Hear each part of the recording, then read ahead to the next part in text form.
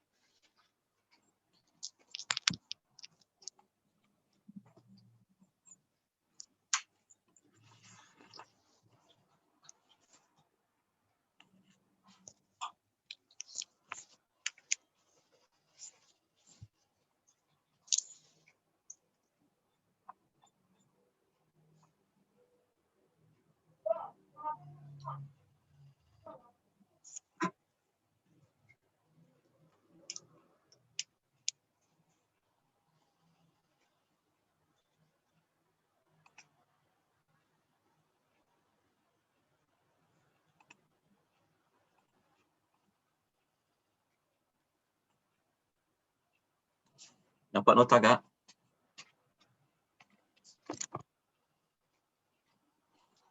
Nampak? Nampak Ustaz. Okey. Macam mana Kak? Kita ni, Kak Syidah, kita mulakan ke apa?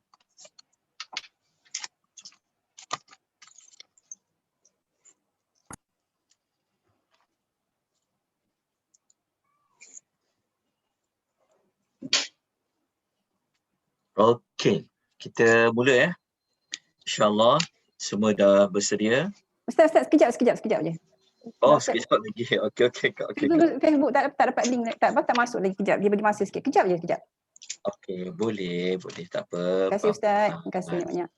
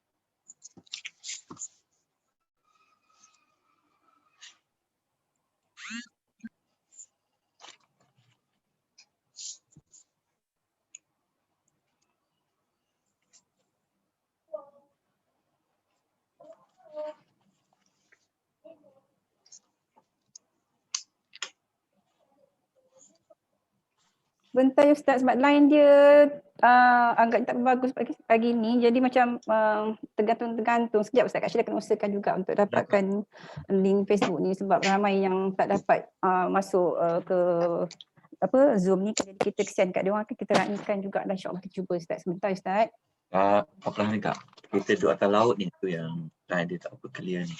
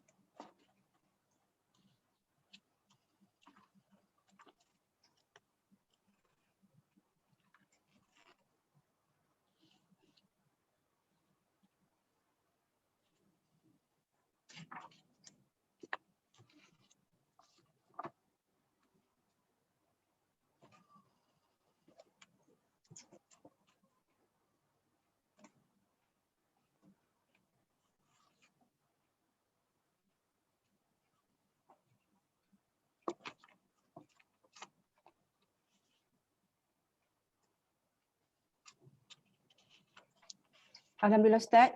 Mulakan Ustaz. Persilakan Ustaz. Minta maaf banyak-banyak. Okay, Tak apa, Alhamdulillah tak Ustaz. apa. Dah dapat line dah. Dah dapat line dah? Okey Ustaz. Okey, kita Boleh mula dah. ya.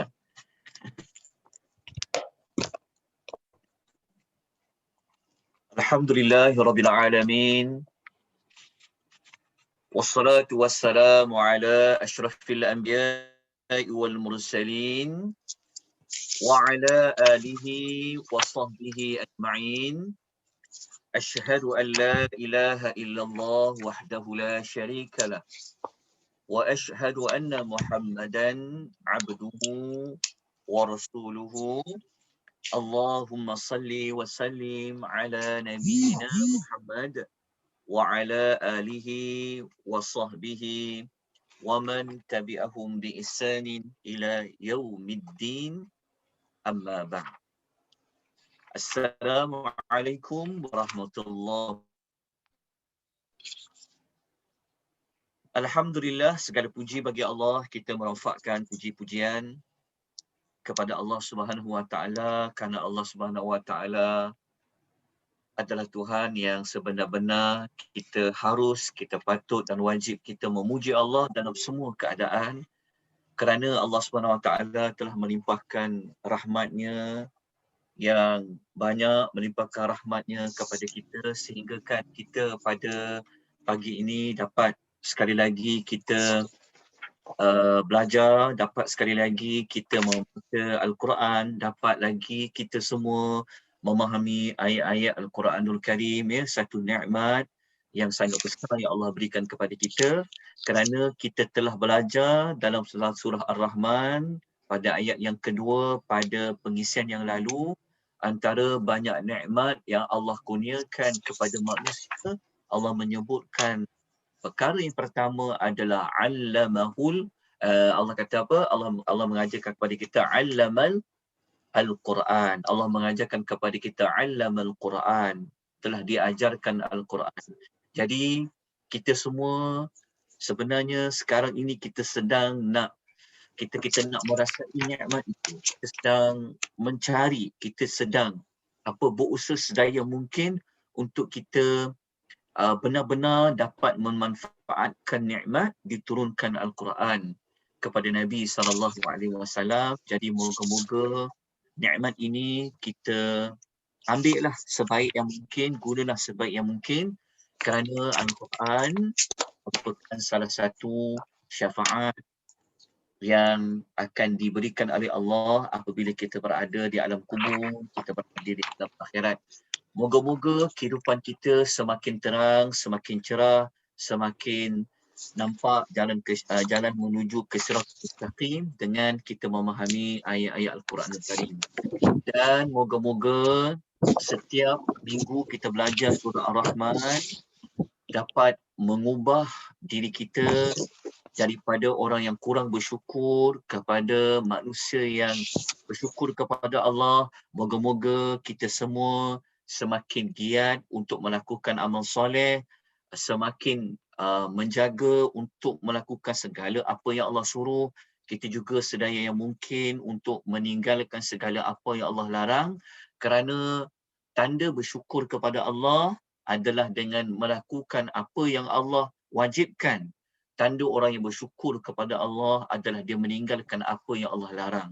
Kalau nak syukur itu lebih sempurna, maka buatlah juga perkara yang Allah tidak wajibkan, tetapi perkara yang Allah sunatkan, walaupun tidak wajib, tetapi tanda berterima kasih sebanyak-banyaknya kepada Allah, maka kita buatkanlah juga amal-amal yang sunat bagi sesiapa yang mampu. Begitu juga ada amalan yang Allah tidak suka dibuat, tetapi tidaklah jatuh kepada haram, seperti pekerjaan-pekerjaan yang berbentuk makruh. Maka kalau kita nak menunjukkan rasa terima kasih kita kepada Allah kerana kita masih hidup, kita dapat nikmat Al-Quran dan sebagainya, maka kita cubalah menjauhi perkara-perkara yang Allah makruhkan. Semoga sifat syukur kita ini menjadi semakin sempurna. Pada pagi ini kita akan sambung masih lagi pada ayat 19 sehingga ayat 24. Kita masih lagi membincangkan tentang nikmat yang Allah beri kepada kita, nikmat yang ada di lautan.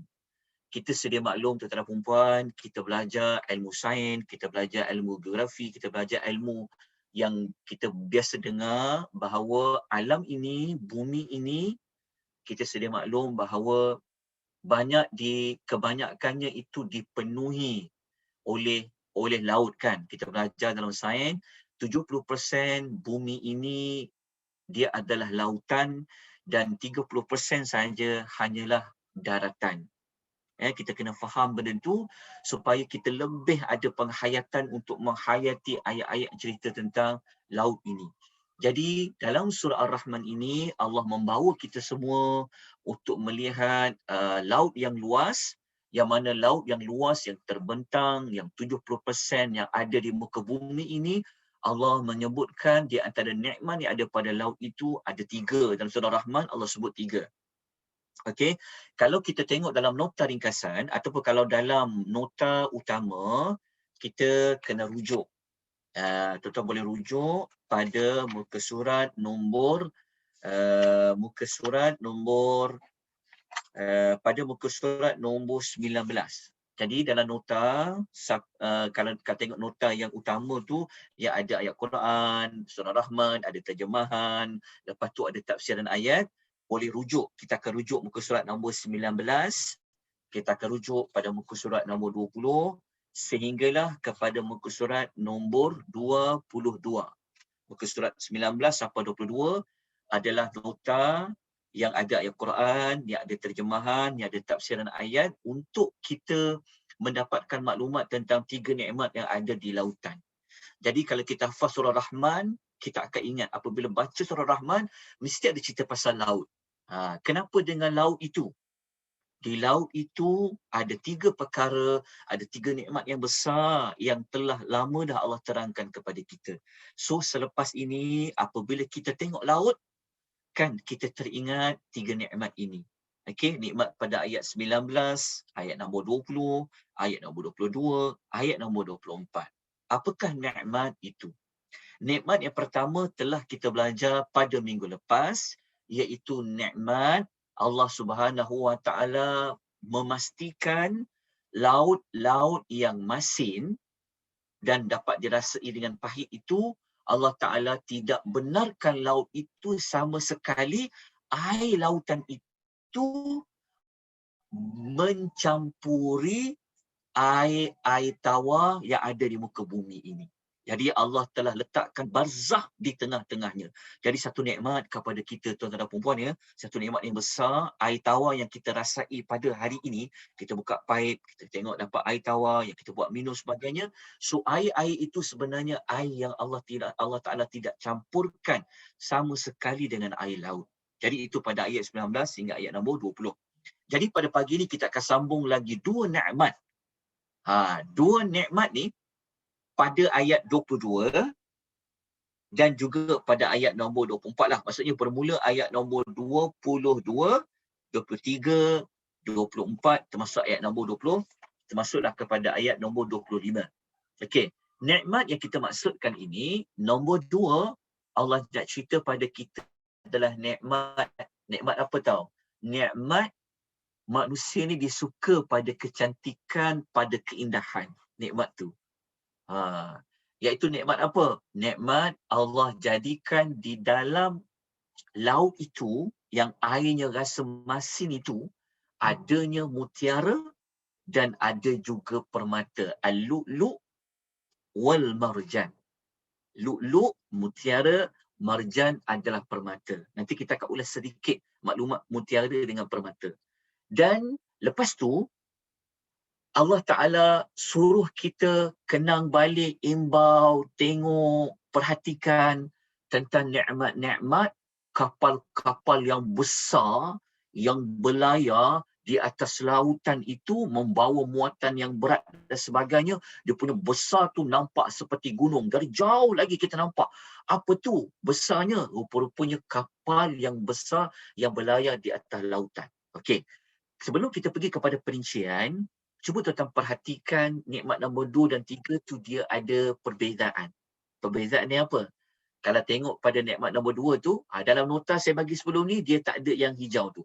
Kalau kita perasan, pada nikmat mutiara dengan permata, dia adalah nikmat yang nikmat kecantikan, nikmat keindahan, nikmat orang pun boleh berjual beli sumber rezeki daripada menjual mutiara dan permata.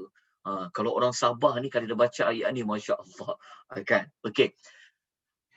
Nikmat nombor 2 ni, kalau kita tengok cara Allah susun, Allah menyebut nikmat tu, dia menggunakan teknik sebut yang kecil dulu. Sebab Allah sebut yang kecil dulu. Mutiara kan kecil, kita tak nampak dalam laut tu kan. Nak kena selam masuk dalam tu, baru kita boleh jumpa kan dengan nikmat permata. Tetapi selepas Allah cerita nikmat yang kecil, Allah cerita pula kepada kita nikmat yang besar. Nikmat yang besar tu, Allah gunakan perkataan kapal itu, dia nampak seperti mana? Kal-a'lam. Kita akan baca ayat. Jadi, di sini kita dapat belajar bagaimana Allah Ta'ala dalam menyusun ayat. Kenapa saya kata Allah susun ayat? Kerana susunan ayat-ayat di dalam Al-Quran adalah wahyu. Tidak ada ulama yang khilaf. Okey, kalau kita belajar susunan ayat-ayat dalam Quran, dia berbeza dengan susun surah.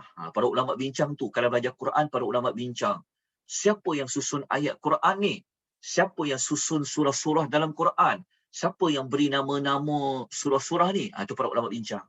Tetapi apabila para ulama bincang tentang susunan surah, susunan ayat-ayat, kenapa ayat 22 dulu susun cerita pasal permata, baru Allah susun pasal kapal yang besar? Jawapannya dia adalah wahyu.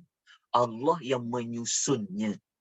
Okey, Allah yang menyusunnya, para sahabat membukukan sahaja. Okey, itu yang keluar Rasam Al-Usmani.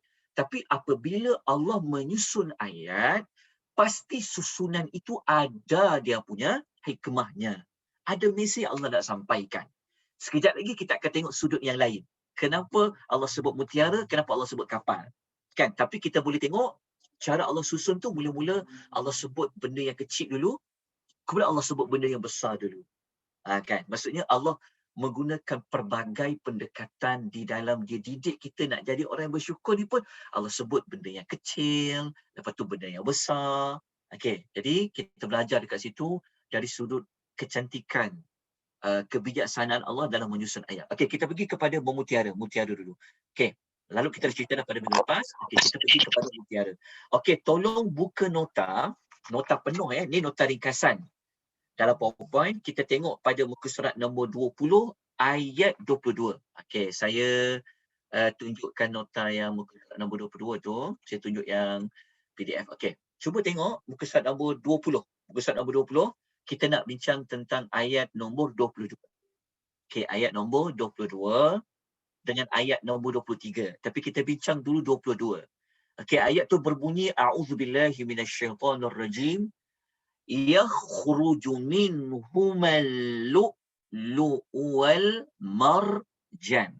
Yakhruju minhumal lu'lu'u wal marjan. Dari kedua-dua laut itu. Okey, kalau kita baca terjemahan, kita akan dapati Allah kata dari dua-dua laut itu. Dua laut tu laut yang mana? Laut yang kita belajar pada ayat 19 dan 20. Kalau kita belajar ayat minggu lepas kita belajar, kita tutup dengan ayat 19-20 tu cerita tentang dua laut. Satu yang tawar, sedap diminum airnya, dan satu lagi yang masin. Yang masin tak sesuai untuk kita minum. Jadi Allah kata daripada dua laut itu boleh dikeluarkan apa? Al-lu'lu', mutiara, dan daripada dua laut itu dapat dikeluarkan al-marjan, iaitu marjan kita terjemahkan ia sebagai permata. Okey. Boleh faham ayat itu? Tapi kalau kita belajar sains ataupun kalau orang yang cuba di mana mutiara dengan permata tu, kan, kita tak jumpa di para ulama kata walaupun ayat tu dia sebut macam dari dua sumber laut, kan, tapi kalau kita belajar mutiara dengan permata tu dia tidak ada di sungai, dia ada air yang tawar, tetapi ia berada di air yang di laut yang besar, di laut yang masin, kan. Jadi Dr. Wahbah Az-Zuhaili, kalau kita baca dekat nota muka surat 19 tu, di bawah ayat 22 tu, beliau Dr. Wahbah seorang ulama tafsir. Sebab tu tuan-tuan ni, disiplin kita, kalau kita nak faham ayat Quran, jangan hanya berpandu kepada terjemahan. Jangan hanya berpandu kepada terjemahan ayat sahaja. Kalau ada ayat yang sebab kalau kita baca ayat tadi, kan, maksud dia laut yang tawar ada mutiara dan permata. Laut yang masin ada mutiara dan permata, kan. Tapi kalau kita baca tafsiran para ulama, contohnya macam Dr. Wahbah kata, dia kata Allah Ta'ala keluarkan dari salah satu je. Dia kata bukan dari dua-dua. Lepas tu kenapa terjemah dua-dua? Okay, beliau kata, beliau menyebutkan, sekejap saya tunjukkan dia punya ni. Dia mengatakan bahawa, dia kata, saya tolak dia punya ni. Okay. Beliau kata, perkataan minhuma dari keduanya, okay, sebenarnya dia bukan dua-dua, dia kata. Sebenarnya, yang ni penting, dia kata, ini kerana orang Arab biasanya kalau sebut dua, daripada kedua-duanya, dia masukkan salah satu. Faham tak? Ini penting. Kena gariskan pada perkataan. Orang Arab biasanya kalau dia menyebut dari dua jenis, sebenarnya dia masukkan satu jenis je. Faham tak maksud dia? Dia bukan masukkan dari dua jenis, maknanya dari dua sumber. Tak. Tetapi kalau Quran kata min huma, dari kedua-duanya, bukan dari dua-dua tu, tapi salah satu daripada dua. Dekat situ. Okey, dapat? Ini adalah pentafsiran Dr. Wahbah Az-Zuhaili. Okey. Ibnu Kathir ni seorang ulama tafsir lain pula. Ni kitab tafsir Ibnu Kathir pula kata apa? Dia kata marjan, kita terjemah dalam bahasa Melayu itu adalah permata. Dia kata dia adalah sejenis mutiara kecil berwarna merah. Maknanya para ulama banyak sebut, kalau sebut marjan ni, dia adalah yang berwarna merah. Kan? Tapi dia macam guna perkataan mutiara juga. Okey, begini. Saya sempat rujuk di dalam kamus Dewan. Kita orang Melayu, kita ada satu kamus tau. Dia panggil kamus Dewan. Dewan apa? Dewan Bahasa dan Pustaka. Tolong jaga juga ya tata bahasa kita, bahasa kebangsaan kita, bahasa Melayu kita. Jadi kalau boleh gunalah bahasa, penggunaan perkataan yang betul. Kan? Okey. Dalam kamus Dewan, saya sempat rujuk dalam kamus Dewan, dia membezakan antara istilah mutiara dengan istilah permata. Quran, dia kata lu'lu' dengan marjan. Okey, lu'lu' dengan marjan. Okey, kalau kita baca bahasa Inggeris, telah saya sebutkan tadi, kita tengok terjemah bahasa Inggeris, kan. Dia bahasa Inggeris, dia pearl, kan. Dia sebut P-E-R-A-L. Contoh, kalau permata disebut coral. Betul. Okey, sebab itu kadang-kadang, tuan-tuan, kalau siapa yang boleh berbahasa Inggeris, okey, dia boleh faham perkataan Inggeris ni, kan. Kalau dia baca terjemahan ayat Quran, kalau dia boleh bahasa Inggeris, dia bacalah tafsir yang terjemah yang bahasa Inggeris. So, kalau dia baca ayat nombor 22, yakhruju minhumal lu'lu'u wal marjan, kalau dia ada terjemahan ayat Quran bahasa Inggeris, dia bacalah bahasa Inggeris. Sebab kadang-kadang bahasa Inggeris tu dia lebih tepat terjemahannya daripada bahasa Melayu. Bukan saya kata terjemah bahasa Melayu sekarang dia tak tepat. Tak. Masih tepat. Cuma kadang-kadang dia ada makna yang kadang-kadang macam yang dia bukan kurang tepat, masih tepat jugalah. Tapi perkataan yang betul-betul firm tu, bahasa Inggeris tu kadang-kadang dia lebih senang nak nampak perbezaan. Okey. Kalau dalam kamus Dewan, dia kata, kamus Dewan mengatakan, kalau sebut mutiara, dia kata mutiara adalah permata yang didapati daripada sejenis tiram. Okay, nampak tak? Pentingnya tau.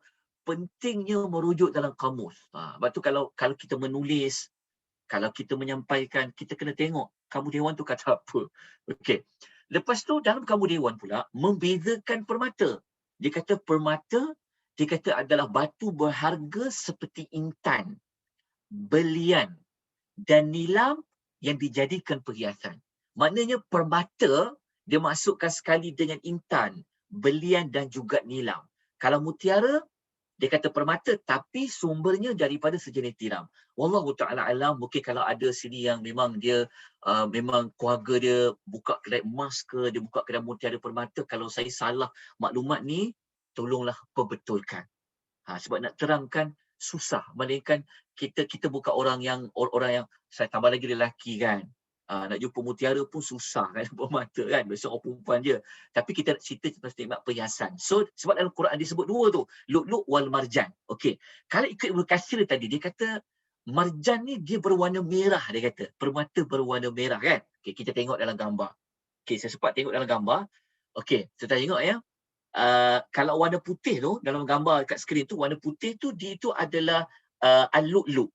Al-lu'lu', iaitu kita sebut istilah apa? Istilah mutiara. Tapi yang warna merah tu itu adalah coral. Itu adalah permata. Jadi kalau kita tengok pernah jumpa kan, kan dia warna merah kan? Macam Ibnu Katsir sebut tadi, maknanya warna merah tu adalah marjan. Kalau warna putih tu itu adalah al-lu'lu'. Warna merah tu adalah marjan. Itu kalau Arab ulas lah.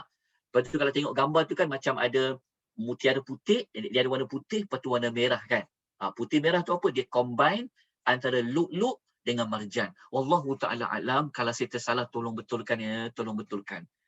Cuma maksudnya ialah apabila kita baca satu ayat kan, kita macam nak menghayatilah kan tentang benda ni, maka kita kena study, tengok, belajar tentang apa tu lu'lu' dan apa itu marjan. Okey, tak apa kat situ. Saya harap semua orang fahamlah. Okey, persoalan yang kita nak lontarkan adalah mengapa mutiara dengan permata tu menjadi nikmat? Kan? Sebab apa menjadi nikmat? Sebab ayat lepas dia, ayat nombor 23, Allah Subhanahu wa ta'ala suruh kita buat apa? Kalau kita buka dalam nota, muka surat nombor 21, ayat nombor 23 surah Ar-Rahman, selepas Allah Subhanahu wa ta'ala, ayat 23 ni Allah perintah kita supaya tunjukkanlah rasa syukur kamu dengan kamu dapat nikmat pada ayat 22, dapatnya lu'lu' dan adanya marjan daripada salah satu dua laut yang Allah sebut pada ayat 19 sehingga ayat nombor 20 tu. Okey. Jadi di sini akan timbul persoalan. Okey, persoalannya adalah kenapa ayat 22 tu menjadi nikmat? Akan menjadi nikmat. Ini kita dah tahu dah. Kita dah sebut dah tadi itu. Saya kena tanya soalan macam ni sebab nanti kita akan jumpa ayat lain, mesti orang akan bertanya-tanya. Kenapa mati itu jadi nikmat? Sebab nanti kita akan baca ayat lepas ni, kita akan belajar cerita tentang semua makhluk mati. Kan? Tiba-tiba Allah kata, bersyukurlah kamu semua sebab kamu mati. Kan? Kalau kita fikir mati nikmat ke? Ni sebab tu saya letakkan persoalan sebelum ayat yang kata fabi ayyi ala'i rabbikuma tukadziban tu, maka kita kena bertanyalah. Maksudnya, kenapa Allah suruh kita bersyukur? Bersyukur kerana dia adalah nikmat Allah beri pada kita. Kenapa dia nikmat? Nikmat sudut apa? Maksud saya adalah, maksudnya kita bertanya soalan, kenapa Allah Ta'ala sebut tentang mutiara mata, kenapa dia menjadi nikmat? Kita fahamlah, tadi kita dah sebut dah tadi. Iaitu mutiara dan permata, dia adalah nikmat penghiasan, nikmat kecantikan. Ingat tak pada ayat sebelum ni Allah sebut nikmat ada wangi-wangian kan? Kita pakai wangi-wangian setiap hari, tapi kita terlupa yang kita pakai itu adalah nikmat dari Allah. Ingat tak perkataan warraihan kita belajar dulu? Kan kita sebut sebelum ni kan, raihan, kita makan Mungkin ada orang pagi-pagi dia makan nasi, atau mungkin orang makan biji-bijian. Mungkin ada orang dia makan tepung kan. Dia makan tepung, dia makanlah, dia buat apa daripada tepung, biji-bijian daripada gandum kan. Dia ingat balik tak surah Rahman yang sebelum ni Allah dia kata apa? Ingat tak Allah kata apa? Allah sebut apa? Wal habbu dzul asfi war raihan. Allah kata apa? Adanya biji-bijian. Nampak tak? Kan kita ni sepatutnya bila kita makan nasi teringat biji-bijian. Ingat surah Rahman. Betul tak? Kita pakai wangi-wangian kan. Kita teringat surah Rahman Ar-Rahman. Jelas Lepas tu pakai pula mutiara, pakai pula permata kan. Kan nikmat. Jadi kita fahamlah. Jadi semua orang sedia maklum. Mutiara dengan permata ini merupakan nikmat perhiasan, nikmat kecantikan. Di sini kita juga dapat belajar ada orang dia jadikan mutiara permata tu sumber rezeki dia. Jadi sumber rezeki dia kan. Jadi itu adalah nikmat. Jadi tuan-tuan perempuan yang dirahmati oleh Allah, secara tak langsung Allah nak bagi tahu pada kita Islam, Allah SWT tidak menolak perhiasan. Allah sebut tu sebab dia jadi perhiasan. Maknanya Allah mengiktiraf, Allah mengakui, bahkan Allah sendiri yang sebut tentang adanya nikmat perhiasan. Maknanya berhias ini dia tidak salah. Tetapi mestilah mengikuti syarat-syaratnya, kadar-kadarnya. Okey. Kita terus pergi kepada ayat nombor 23 tadi. Okay, ayat 23 Allah suruh kita buat apa? Allah suruh kita bersyukur. Okey. Tolong ambil perhatian tentang dalam nota tu kalau pada ayat Quran tu, contoh kena tulis syukur yang keberapa. Perintah bersyukur yang keberapa.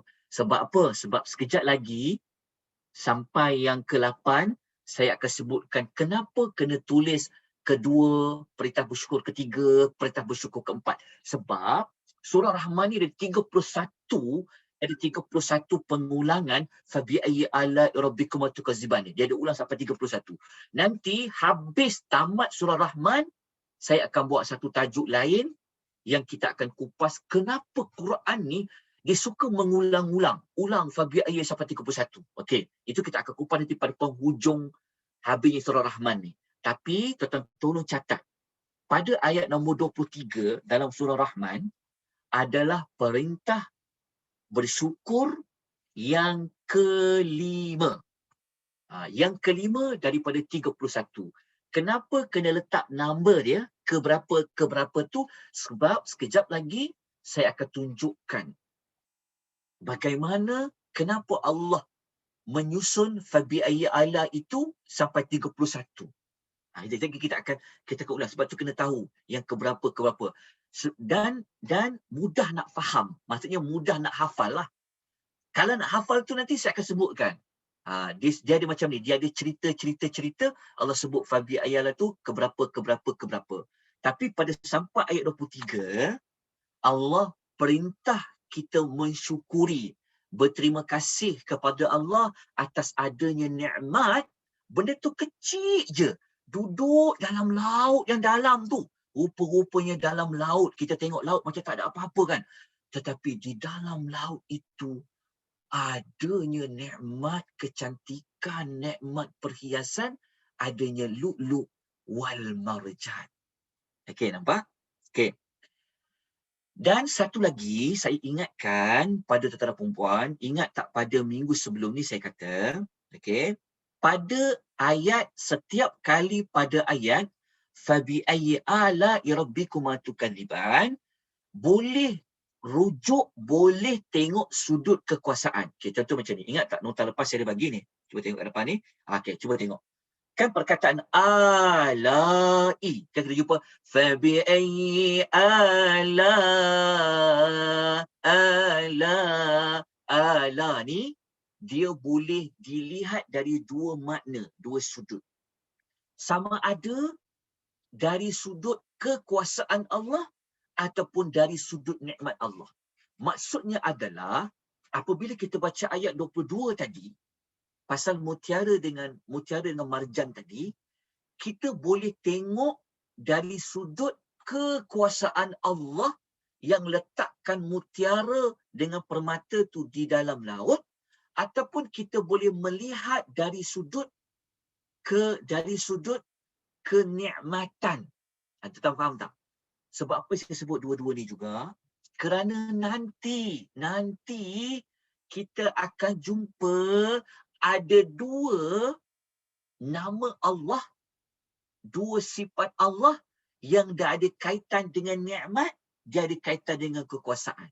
Kita akan jumpa bincang sekejap lagi tentang perkataan Dzul Jalal wal Ikram. Oleh sebab itu, kalau kita dengar ataupun kalau kita bincang, kita sembang, kita dengar orang kata fabi ayyi ala'i rabbikuma tukadziban, kalau ada orang menterjemahkan dari sudut kekuasaan Allah. Contoh, kalau ada orang menterjemahkan fabi ayyi ala'i rabbikuma tukadziban, kalau ada orang terjemah kata dia terjemah apakah kalau diterjemahkan maka kekuasaan Tuhan kamu berdua yang manakah yang kamu hendak dustakan? Betul juga.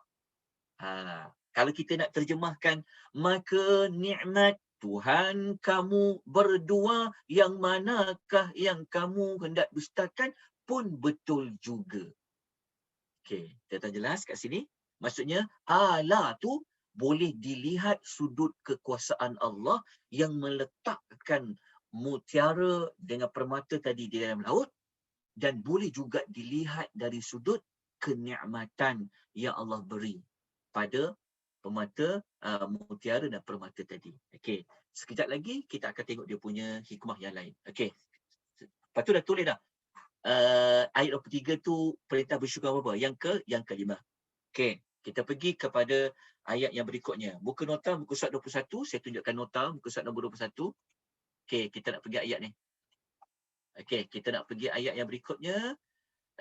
Iaitu ayat nombor 24. Okey, kita nak masuk cerita tentang nikmat kapal-kapal yang besar yang dapat berlayar di lautan. Okey, nampak tak?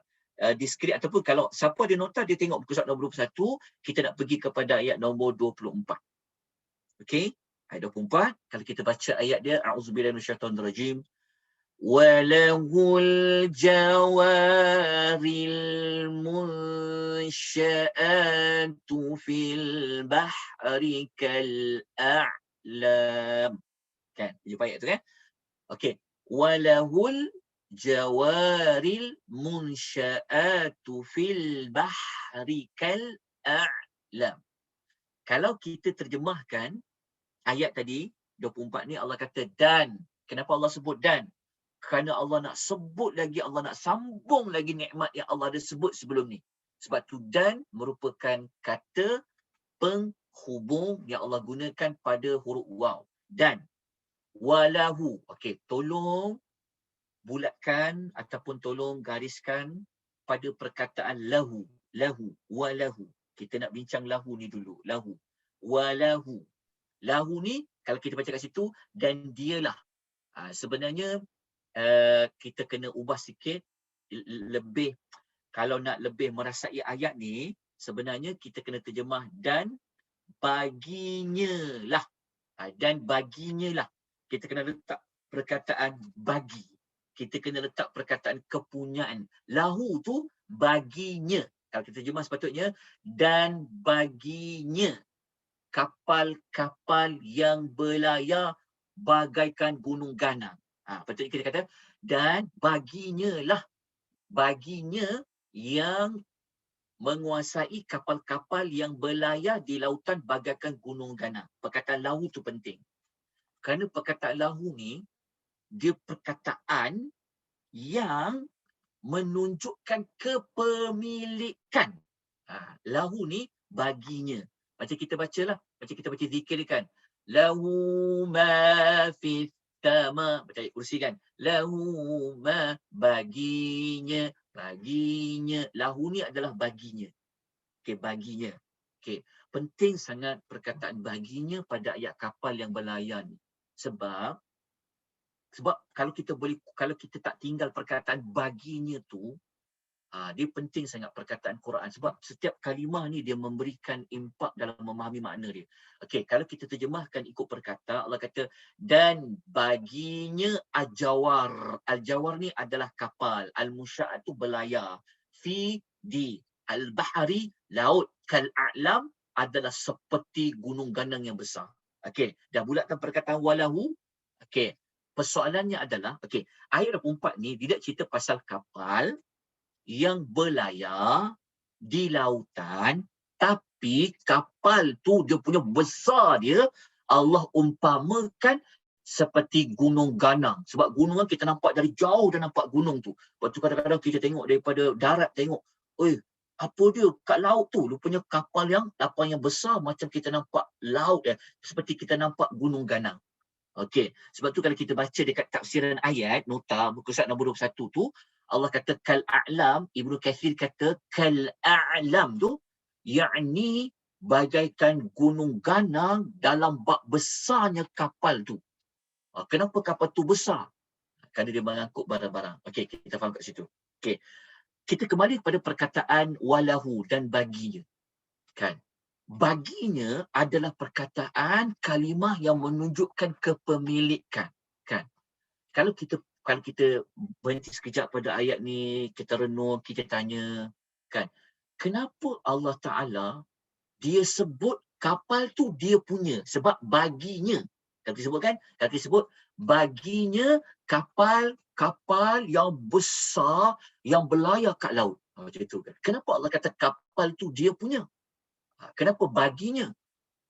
Kita tanyalah, faham tak? Kenapa kapal tu baginya? Okey. Kita fahamlah pun. Kan kita faham kapal, nak dibuat kapal tu sendiri. Kan nak dibuat kapal tu guna sumber apa? Guna bahan apa? Bukankah bahan-bahan kapal tu semua dari sumber yang Allah beri? Besi, kayu ke apa, nak gerakkan kapal tu ke enjin dia tu pun dari Allah. Nak hidupkan enjin tu pun sumbernya dari Allah. Betul tak? Otak orang nak fikir buat kapal tu pun dari Allah. Bahkan nak berlayar, laut yang dia sedang nak layar tu pun itu lautan Allah. Betul tak? Nampak tak pentingnya memahami perkataan walahu tu? Okey, kalau kita faham makna kapal tu, kan kalau kita tengok kenapa Allah sebut pasal kapal tu, kapal yang besar berlayar laut tu. Okey. Kalau kita tengok, kalau tuan-tuan nak lebih faham lagi, mungkin kita kena rujuk dalam surah lain. Contoh kalau dalam nota tu, saya ada bawa datangkan surah Asy-Syura ayat nombor 32. Kalau baca dalam ayat lain, Allah cerita pasal kapal juga. Sama macam surah Rahman tu. Dia punya penghujung dia, kalau surah Rahman kan disebut Al-Jawar fil bahri kal a'lam. Kalau baca surah Syura, ada jumpa perkataan Al-Jawar fil bahri kal a'lam. Ada juga. Cuma dekat depan surah Syura, Allah gunakan perkataan wa min ayatihi, di antara tanda-tanda apa? Allah tu berkuasa, boleh dilihat Allah tu berkuasa, kebesaran Allah itu pada kapal-kapal yang berlayar di lautan yang besar seperti gunung ganang. Okey. Jelas kat situ? Okey, ini dipanggil nikmat kapal yang boleh berlayar. Okey, nak lebih penghayatan lagi, cuba tengok gambar di depan yang saya nak paparkan di sini, gambar. Okay, nampak tak gambar ni? Nampak tak gambar ni? Okey. Sebelum tu kita tanya, siapa sebelum ini kalau dia tengok kapal-kapal yang besar, kan? Maksudnya kita, siapa di sini kalau tengok kapal yang besar, dia terkeluar ucapan, Masya Allah, besarnya kapal ni. Ataupun siapa sebelum ini, kalau dia tengok kapal kan, iman dia bertambah. Dia terus ingat Allah. Subhanallah, besarnya laut ni, besarnya kapal ni. Ada tak kita macam tu? Kan? Sebab tu saya kena tekankan bab ni, supaya hati kita ni sentiasa ingat pada Allah. Cara nak ingat pada Allah dengan tengok laut. Kita belajar pasal laut. Lepas tu kalau nampak kapal besar, teringat pada Allah, takut kepada Allah, syukur kepada Allah. Okey. Untuk lebih faham lagi adalah, soalannya adalah, okey, kenapa kapal yang besar macam gunung tadi yang berlayar kat laut, Allah jadikan dia sebagai nikmat yang perlu kita syukuri? Kenapa? Kenapa? Okey. Tuan-tuan dan puan-puan, kalau nak tahu lagi kenapa, kita tengok dalam gambar ni. Tengok dalam gambar ni. Okay, ni saya tunjuk contoh. Saya tunjuk contoh. Okay. Ini, kalau kita tengok gambar kat kapal ni kan, kapal tu besar ke laut lagi besar? Laut tu lagi besar kan, kita faham kan? Tengok laut kan. Tengok, kapal tu dia duduk di tengah-tengah laut. Duduk di tengah-tengah lautan. Okey, ini dia antara kapal yang bawa kontena. Okey, tengok ini tengok gambar ditulis UASC. UASC tu maksudnya United Arab Shipping Company. Maksudnya ini adalah pemilikan kapal ni bawa kontena yang bawa barang-barang ni adalah di milik syarikat Kesatuan Arab. Okey, kita tengok Kita tahu tak? Ini di antara kapal yang besar. Kita tengok dia punya muatan berat dia berapa tahu? Muatan berat dia 199,740 tan metrik. Tan. Kita punya muatan tan kan? Okey. Dia punya berat dia boleh bawa muatan seberat 199,744 tan. Kita biasa tak banyak perkataan tan. Kita nak tahu tak? Tan tu apa? Tan. Okey. Tan. Okey, kalau tengok dekat, saya rujuk dalam kamu dewan tan apa? Tan, bacaan tan tu, tan ni adalah satu unit, istilah unit untuk mengukur berat. Mengukur berat yang kiraan tan tu, satu tan tu kiraan dia bersamaan dengan 2,240 pound ataupun 1,016.05 kilo. Kalau ikut di Britain dikira satu tan, kiraan dia macam tu. Tapi kalau di Amerika Syarikat, bagi mereka satu tan ni bersamaan dengan 2,000 pound ataupun 900.19 kilogram. Maksudnya, kalau kita belajar pun, kalau saya silap tak ada betulkan satu tan menyamai 1,000 kilogram. Kita beli gula berapa kilo? 1 kilo kan? 1 kilo gula. Siapa pernah beli gula 1,000 kilogram? Pernah beli gula 1,000 kilogram. Maksudnya, kita bayangkan satu tan kita boleh kira 1,000 kilogram. Cuba buat kiraan. Kiraan contoh berapa jumlah ni yang dia boleh bawa 199,744. Cuba kira dengan 1,000 kita akan dapat berjuta. Tahu tak? Maksudnya kenapa kita nak belajar bab ni? Kenapa nak belajar pasal berat kapal? Sebab apa tuan-tuan? Kenapa Allah sebut macam tu? Maksudnya begini. Dia kalau menghayati, kita tengok kalau kita tengok berat dia, kalau kita tengok berat kan, persoalannya adalah kenapa kapal yang angkut barang-barang ni, yang berat dia sampai beratus-ratus juta kilogram, dia tak tenggelam. Kita faham tak? Dia maksudnya yang Allah nak kita ambil penghayatan tu, pasal kapal yang besar tu, sebab Allah suruh kita nak fikir, kan kita tak pernah naik kapal. Macam saya, alhamdulillah saya pernah naik 2 kapal besar lah. Kan? Kita boleh ada feel. Orang tak pernah naik kan, baca Quran ni, macam mana dapat feel? Jadi, tengok video, tengok YouTube, tengok gambar. Dia ada lepas tu, kita dalam nak menghayati Quran ni, kena guna segala panca indera.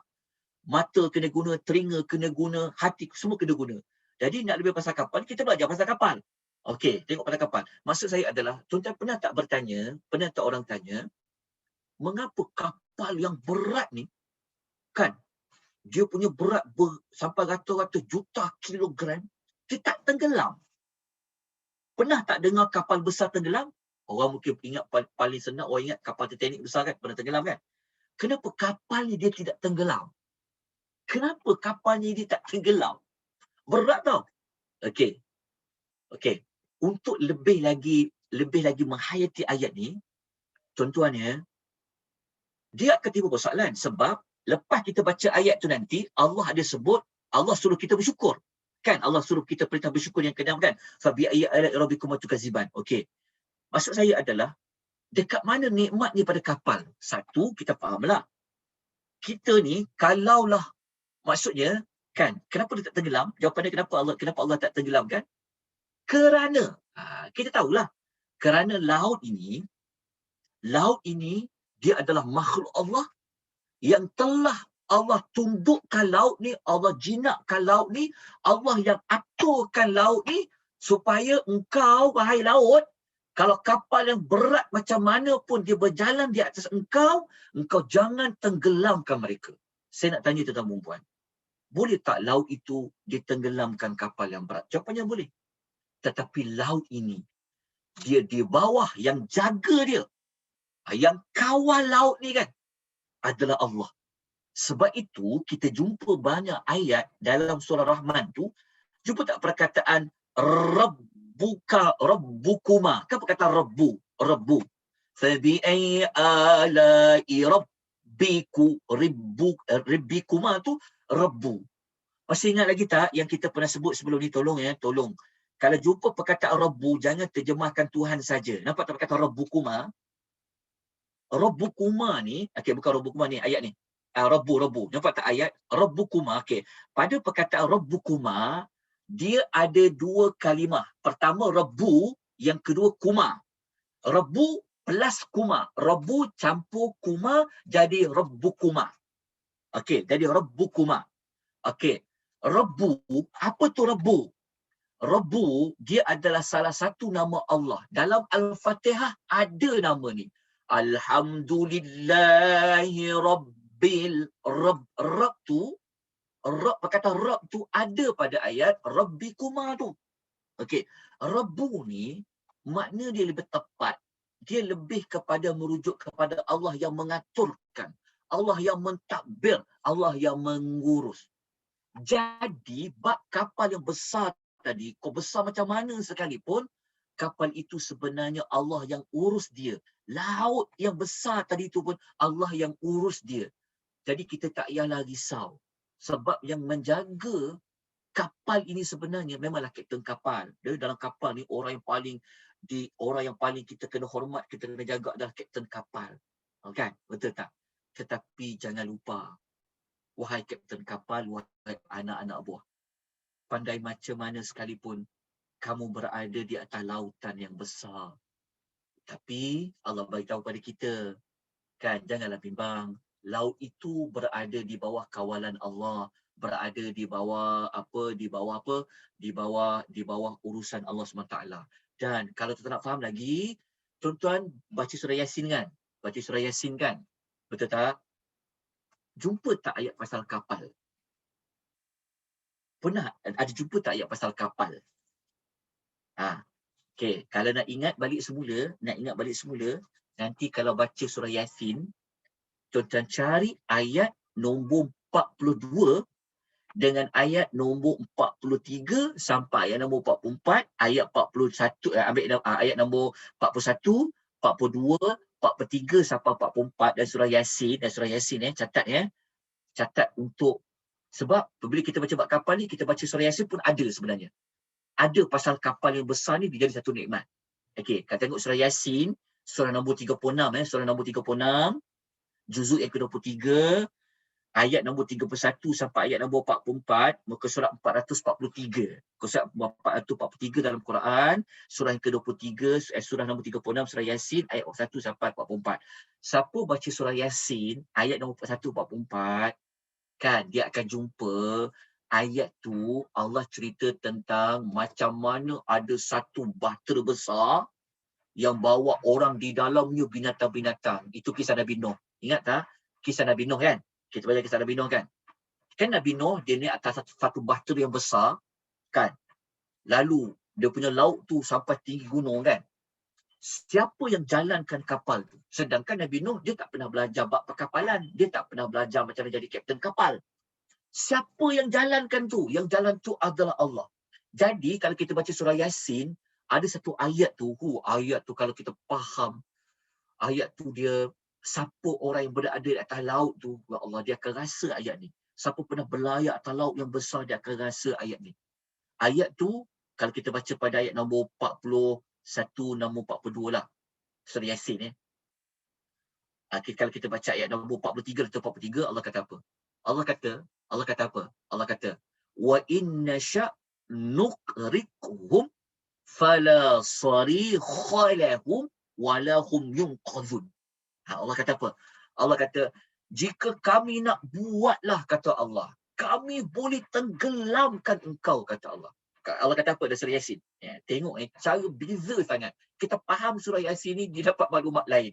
Kalau hari semalam kita kupas surah Yasin, kaitan ayat hujung pasal pembuktian orang mati boleh hidup. Kali ni kita belajar pula surah Yasin dari sudut kapal yang berlayar atas laut. Allah kata apa? Allah kata, Allah kata, kalau kami kendaki, kata Allah, kalau kami nak buatlah, kata Allah, kami boleh je tenggelamkan korang ni, kata Allah. Allah kata, kalau kau berada atas kapal, kalau kau nak tenggelam ni, kata Allah. Allah kata, kalau kau menjeritlah, minta tolong, kata Allah, kau tak boleh nak selamat. Contoh, faham tak? Yelah, macam mana kalau orang menjerit, contoh bayangkan duduk atas lautan yang besar, kalau kita menjeritkan, kita nak tolong kat siapa? Kan, Masya Allah cerita buat kapal Nabi Nuh dulu. Kan? Tuan-tuan, kenapa Allah cerita pasal Nabi Nuh buat kapal tu? Ialah sebab Nabi Nuh, dia tidak pernah belajar mandu kapal yang patut yang besar. Macam mana dia boleh berjalan? Jadi Allah kata kalau kami nak tenggelamlah kapal tu, batal tu, Allah, kami boleh buat, kata Allah. Lepas tu kalau kamu tenggelam, kau nak menjerit, fala sarikha lahum, kata Allah. Kalau kau menjerit minta tolong sekalipun, berteriaklah minta tolong sekalipun, kata Allah, tak ada siapa boleh selamatkan kau, kata Allah. Tapi ayat hujung tu, ayat nombor 44, Allah kata siapa yang tolong? Illa rahmatan minna wa mata'an ilahin. Allah kata, yang boleh menyelamatkan engkau kalau minta tolong adalah rahmat daripada kami. Kenapa, tuan-tuan? Tuan-tuan, kita semua mungkinlah tak ambil kisah pasal kapal Bahtera Nuh tu. Tetapi orang yang dia belajar asal usul, kita sepatutnya bersyukur kepada Allah pasal kisah kapal Nabi Nuh selamat. Sebab apa, tuan-tuan? Sebab kita ni semua, mak ayah kita, moyang kita, nenek-nenek kita, semua tu sebenarnya adalah zuriat daripada manusia yang duduk atas kapal Nuh tu. Itu sebenarnya. Tuan-tuan tahu tak? Sebenarnya kalau kita baca sejarah, Nabi Nuh lah adalah bapa manusia yang kedua.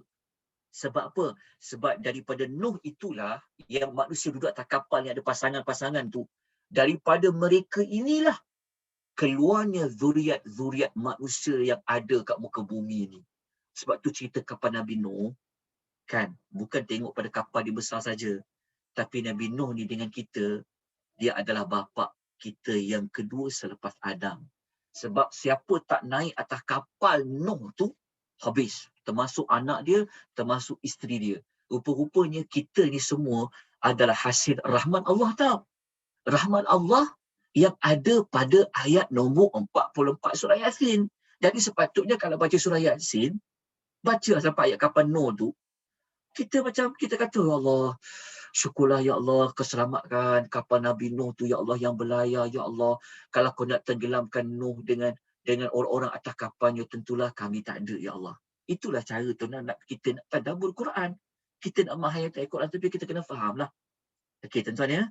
Jadi inilah nikmat kapal yang besar yang berlayar. Okey, sebab tu Allah Ta'ala dia suruh kita pada ayat nombor 25, Allah kata apa? Fa bi ayyi ala'i rabbikuma tukadziban. Allah kata apa? Maka nikmat Tuhan kamu berdua yang manakah yang kamu hendak dustakan? Allah kata, ataupun kalau kita ambil sudut kekuasaan, kita kata, maka kekuasaan Tuhan kamu berdua manakah lagi yang kamu nak dustakan, yang kamu tak percaya? Okey, kalau nak nampak lagi kekuasaan Allah, cuba tengok gambar di depan ni. Cuba tengok skrin kat depan ni. Kita tengok nota, dia bukan gambar lah, tapi saya buat perbandingan. Okey, kita tengok ya. Kita tengok.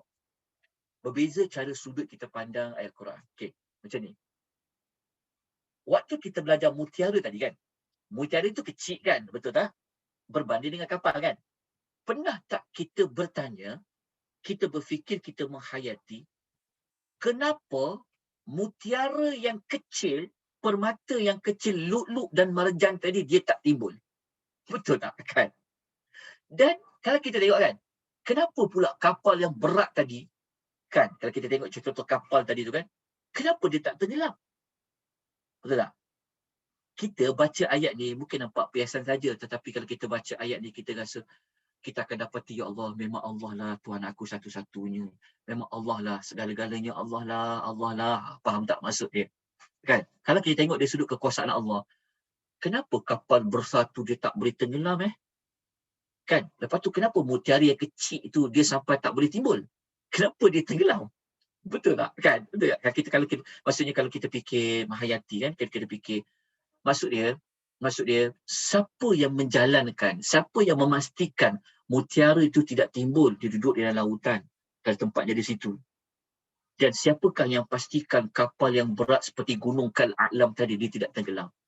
Kalaulah lautan itu Allah tidak jinakkan, Allah tidak takbir dia, maka susahlah hidup manusia ni, tuan-tuan dan puan-puan. Sebab apa? Sebab tuan-tuan, kalaulah Allah tidak jaga laut tu, kalaulah Allah tak pastikan laut itu boleh kapal berlayar di atasnya, habis kita, terputus kita dengan manusia yang duduk di pulau, betul tak? Kan? Kalau Allah tak jinakkan kapal kesian kat orang Langkawi tu kan, habislah dia. Pasal apa? Dia tak boleh nak pergi ke seberang. Contoh kalau dulu tak ada kapal terbang kan, betul tak? Tapi tak boleh juga kena kapal terbang, mesti kena lalu kapal juga. Kan? Macam mana nak angkut kontena yang berat-berat tu? Kan? Takkan nak guna kapal terbang? Kan? Betul tak? Tetapi inilah nikmat, rahmat dari Allah. Kita tak nampak kadang-kadang rahmat Allah itu pada benda-benda yang ada di depan mata kita. Jadi syukurlah. Terima kasihlah kita banyak-banyak pada Allah Subhanahu wa taala yang telah menjaga kapal-kapal boleh berlayar dengan baik. So kalau nak lebih menghayati lagi, berjalanlah, singgahlah ke mana-mana pelabuhan pergilah pelabuhan Kelang ke, pergilah pelabuhan Pulau Pinang ke, pergilah mana-mana, tengok, ada masa berjalan tengok kapal lu, kau tengok, masya-Allah, laut kan. Kita tengok macam mana, maksudnya ayat ni ialah nikmat Allah yang kita tak boleh nak kira dia. Kita tak boleh nilai dia dengan nilaian apalah. Nikmat Allah yang terlalu besar. Sebab itu Allah ulang pada ayat nombor 25, perintah bersyukur yang ke-6, cerita tentang nikmat kapal tadi. Kita dah selesai tentang ayat 25. Sekarang kita nak pergi kepada nikmat apa? Nikmat bukan nikmat dunia tau. Bermula ayat nombor 26. Bermula ayat nombor 26. Cerita bukan nikmat kat dunia dah. Ayat bermula ayat 26. Allah nak bawa kita semua pergi kepada nikmat yang bukan ada di dunia. Okey, tengok ya. Siapa ada nota, kita tengok nota ni. Saya tunjukkan tuan-tuan yang saya ada bagi nota yang tunjuk tentang mula-mula. Okey, nota. Kalau kita tengok nota siri 1, kalau tak ada siri 1, nanti dapatkan nota siri 1, kita tengok dekat gambar ni. Kita tengok gambar yang gambar table tu. Kita tengok ya, saya ada letakkan, tengok. Kan? Tadi kita berhenti pada ayat 25 kan? Nampak tak? Kita berhenti pada ayat 25 tadi tu, surah Rahman. Dia duduk di bawah kotak, nikmat Allah, dia sangkut paut dengan ketika dunia masih lagi ada. Ketika dunia masih lagi wujud. Itu ayat nombor 2 sampai ayat nombor 25. Okey. Tuan-tuan nampak jelas kat situ? Okey. Kemudian kita nak pergi sekarang ni pada ayat 26. Ayat 26 ni Allah nak bawa kita semua. Allah nak bawa kita mengembara. Allah nak bawa pemikiran kita, jiwa kita pergi melihat nikmat yang bukan ada dekat dunia je. Kalau dunia ni dah pupus, dunia ni dah musnah, ada lagi nikmat yang lebih nikmat daripada nikmat yang ada dekat dunia ni. Kalau nak tahu cerita dia, Allah letakkan bermula ayat 26 sampailah 78 nanti.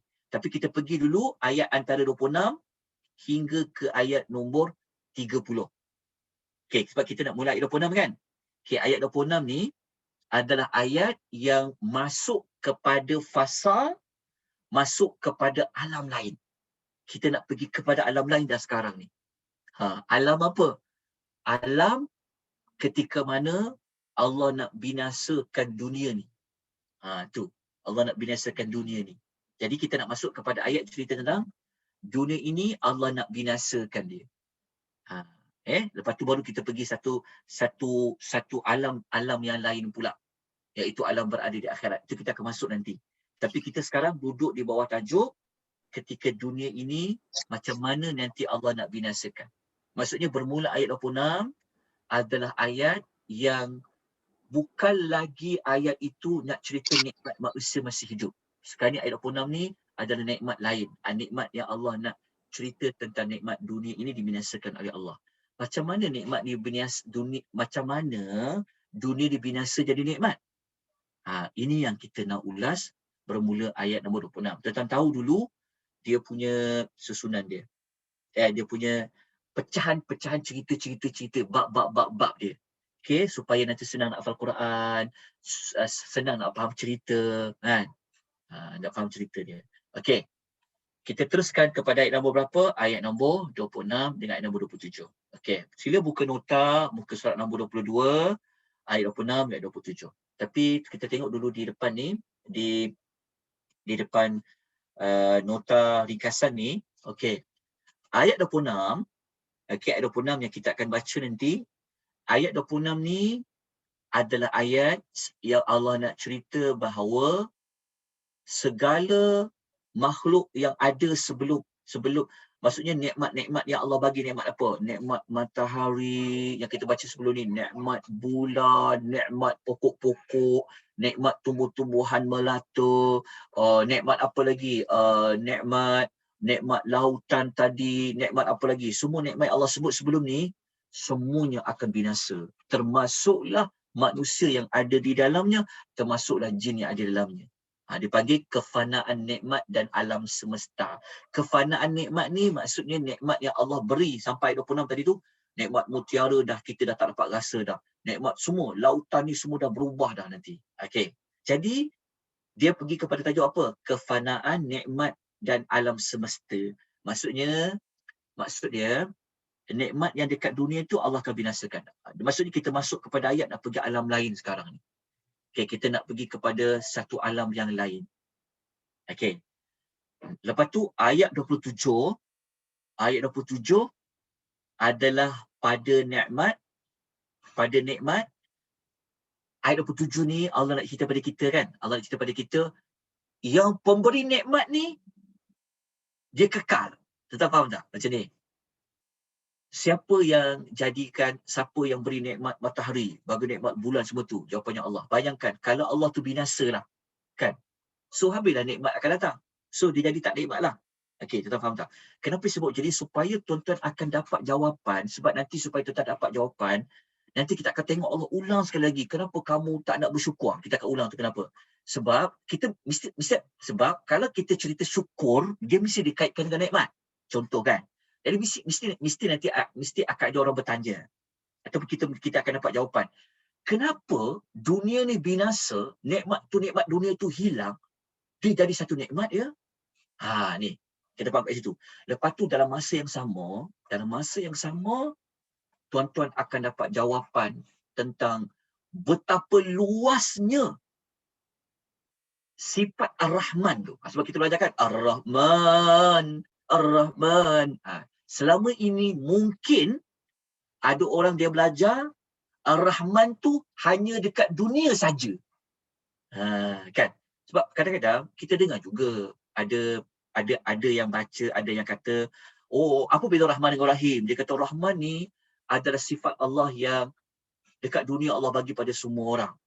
Dia kata dekat dunia saja. Tapi kalau kata Rahman, sebenarnya sifat Rahman Allah ni bawa ke akhirat sebenarnya. Dia tak habis dekat dunia ni saja.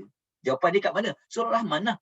Jadi apabila kita sebut nama Rahman ni, ya Allah, nama Rahman ni, betapa luasnya nikmat Allah bagi ni, kerahmatan Allah tu bukan hanya masa dunia ni masih ada saja. Tetapi dunia ni tidak ada pun. Allah masih lagi memiliki sifat rahmat dia yang ada pada nama Rahman tadi. Kita nampak kan keluasan sifat Rahman Allah tu. Sebab tu besar nama Rahman ni. Sifat nama Rahman. Okey, sebab tu Allah suka kalau kita sebut nama Ar-Rahman tu di antara nama yang besar yang ada dalam Quran Al-Karim. Okey, kita jalan kat situ. Nampak tak dua tu? Maksudnya kalau kita nak susun, kalau kita nak tengok cantiknya susunan ayat 26 dan 27 ni, susunan dia kat mana tahu? Susunan dari sudut satu yang binasa, satu yang kekal. Kalau tadi kita baca surah Rahman yang Allah susun ada yang kecil, ada yang besar. Ingat tak saya pernah sebut awal-awal sebelum ni, mula-mula kita belajar surah Rahman dulu, kita belajar alam ni, dunia ni, apa saja ada kat alam semesta ni, semuanya dia ada pasangan. Semua ada pasangan. Kan? Jadi kalau kecil, pasangannya besar. Betul. Dunia, pasangannya akhirat. Perempuan, ada lelaki, ada jantan, ada betina. Ketika mana Allah bentangkan surah Rahman ni, Allah paparkan, Allah suruh kita baca, kita pun nampak bagaimana ayat surah Rahman ni disusun dalam bentuk berpasangan kan? Pasangan dekat mana? Kalau ada yang binasa, pasangan binasa tu ada yang kekal. Kalau ada orang yang sakit, kalau kita belajar kan, alam ni kalau orang sakit, ada orang yang sihat. Kalau ada orang yang kaya, ada yang miskin. Macam tu. Kalau ada yang sedih, mesti ada yang gembira. Begitulah alam yang telah Allah ciptakan. Tapi Allah sahaja, dia itu ganjil. Tu tak kena faham. Allah dia tidak ada dua. Tapi semua makhluk Allah jadikan dia ada pasangan dia. Okey. Kalau nak tahu pasangan dia, nak lebih, saya sebut macam ni supaya tuan-tuan nampak secara halus betapa bijaksananya Allah. Kita nak nampakkan bahawa ayat Quran ni kita nak kata Quran ni adalah perkataan Allah, sebab Allah dia tidak akan pilih perkataan, dia tak akan susun ayat yang ayat dia cacar merbah, yang ayat dia tak sedap, yang ayat dia tak ada makna, tak ada. Kita kena faham macam tu supaya kita menghargai sangat-sangat. Surah Rahman ni cara Allah susun ayat tu pun cantik. Jadi inilah mengajar pada kita supaya apa? Supaya ada kepelbagaian di dalam mendiri umat. Nampak tak cantik dia tu? 26 ada yang binasa, 27 ada yang kekal. Kalau tadi ada nikmat kecil, ada nikmat besar. Kalau kita belajar sebelum ni, ada langit, lawannya apa? Bumi. Betul. Darat, pasangannya laut. Kita jumpakan di surah Rahman. Kan? Di situlah, ini yang saya nak tunjuk pada tuan-tuan supaya kita nampak, supaya kita dapat merasai kecantikan susunan pada ayat Quran Karim. Okey, sebelum saya lanjutkan, tuan-tuan perempuan, mungkin tuan-tuan boleh catatkan ayat mana yang kata Allah kata semua makhluk dia ada pasangan dia. Okey, tuan-tuan catat. Tuan-tuan boleh jumpa di dalam surah Yasin, salah satu ayat dari surah Yasin, kita tulis surah Yasin ayat nombor 3, ayat nombor 26. Ayat nombor 36. Ayat nombor 36 dalam surah Yasin, surah nombor 36, muka surat 442. Okey, ayat 36, muka surat 442, surah ke-36, surah Yasin. Kita akan jumpa di sana ayat yang Tuhan kata apa? Subhanallazi khalaqal azwaja kullaha. Ayat tu maksudnya Allah kata apa? Maha suci Tuhan yang telah menciptakan semuanya ada pasangan.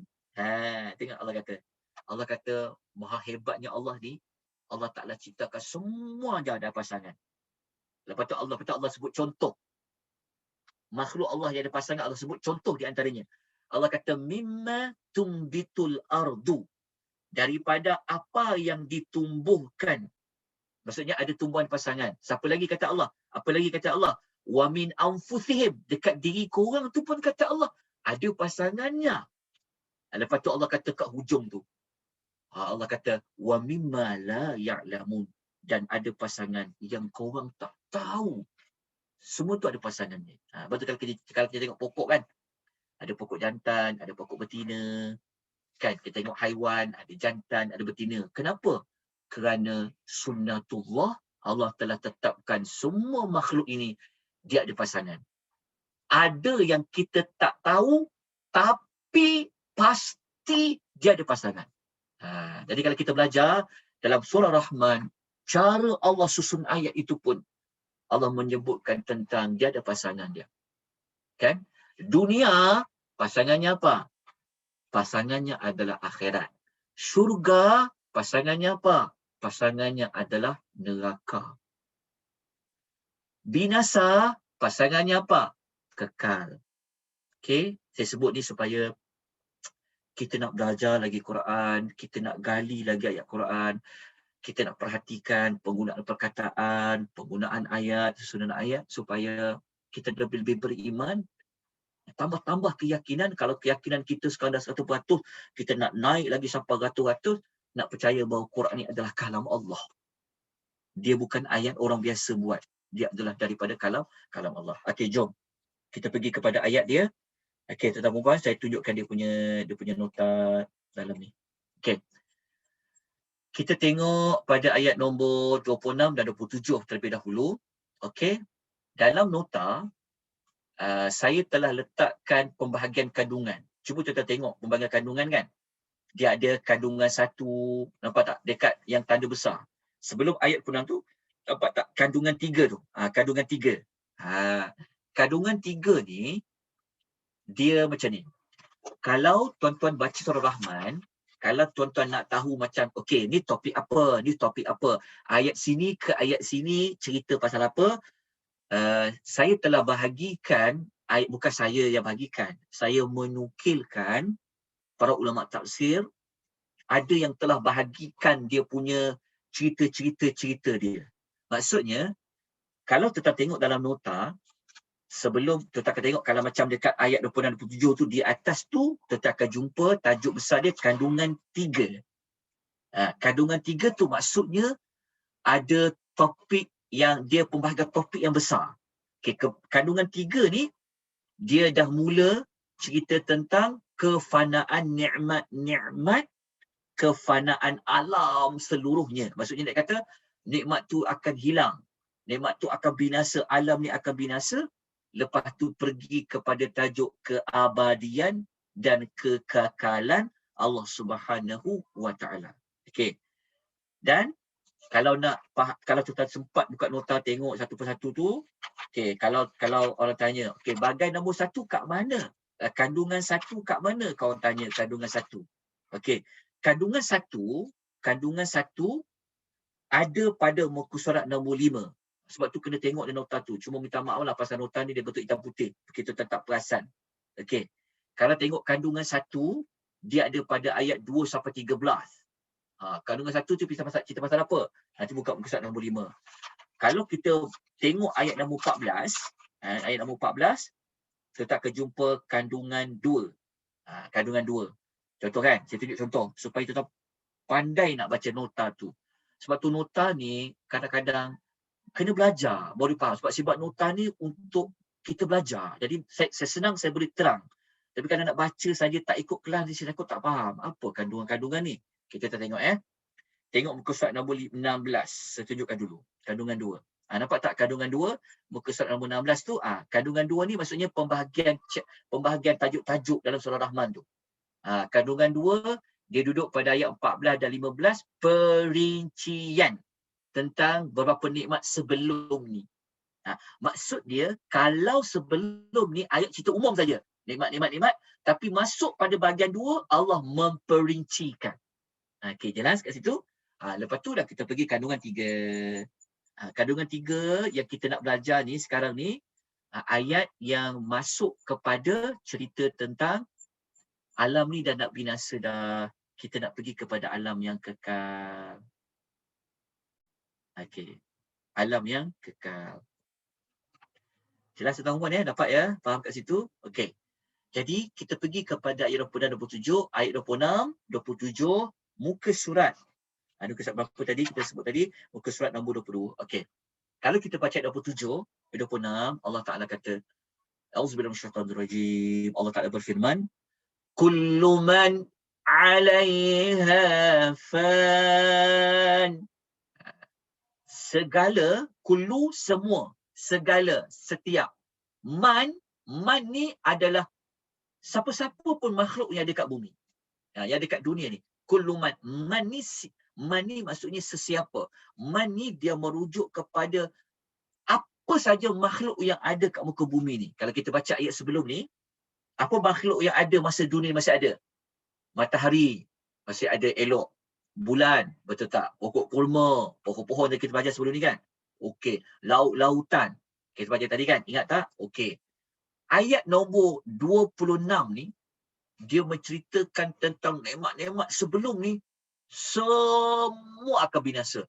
Termasuklah manusia yang Allah ciptakan pun akan binasa, jin yang Allah ciptakan pun akan binasa. Jadi ayat 26 ni adalah Allah kata kullu, setiap, semua, man, apa saja yang ada dekat muka bumi yang sebelum ni, alaiha tu merujukkan bumi ni masih ada, fanin. Fani maksudnya binasa. Maksudnya habis semua binasa. Allah kata segala, semua, setiap yang ada di bumi itu akan binasa. Jadi kalau orang nak tanya apa yang dekat muka bumi tu, dia kena buka lah ayat 20, ayat sebelum tu kena buka ayat sebelum 26. Dia buka semua akan binasa. Matahari ni nanti akan binasa. Bulan ni akan binasa. Sebab itu tuan-tuan, kalau tuan-tuan nak hayati lagi ayat 26-27 ni, saya cadangkan tuan-tuan ikutlah slot hari Isnin semalam. Sebab semalam kita cerita pasal alam akhirat. Hari Sabtu, hari Ahad kita masuk alam barzakh. Sangat berkaitan dengan surah Rahman. Sebab kita 26-27 ni sebenarnya kita nak cerita alam barzakh dah. Dia nak masuk alam barzakh. Tapi kalau nak tahu maklumat lanjut, kena ikut kelas hari Ahad, alam barzakh. Nak ikut alam akhirat, kena masuk kelas hari Isnin. Okey. Kita tengok ya, macam mana Allah cerita pada kita. Allah kata, kullu man 'alaiha fan. Semua yang hidup itu, di muka bumi ni, dia akan binasa. Okey. Kalau semua yang ada kat muka bumi ni binasa, apa yang tinggal? Apa yang kekal? Maka Allah sebut ayat 27, yang kekal tu siapa? Wa yabqa wajhu rabbika dzul jalali wal ikram. Okay, kalau kita terjemah ikut kalimah-kalimah, wa yabqa, dan sentiasa yang akan kekal, wajhu, wajah, rabbika, Rabb kamu, dzu, yang memiliki, al-jalal. Al-jalal yang memiliki majesty, maksudnya yang memiliki kebesaran. Kalau dalam bahasa Melayu kita, al-jalal ni dia macam kebesaran, keagungan, dekat situ al-jalal. Zu tu, zal waw, zu adalah yang memiliki. Zu yang memiliki. Memiliki apa? Al-jalal. Al-jalal ni adalah nama yang merujuk kepada sifat Allah yang mempunyai kebesaran. Dan Inggeris kita panggil majesty lah. Okey, mereka kebesaran ataupun keagungan.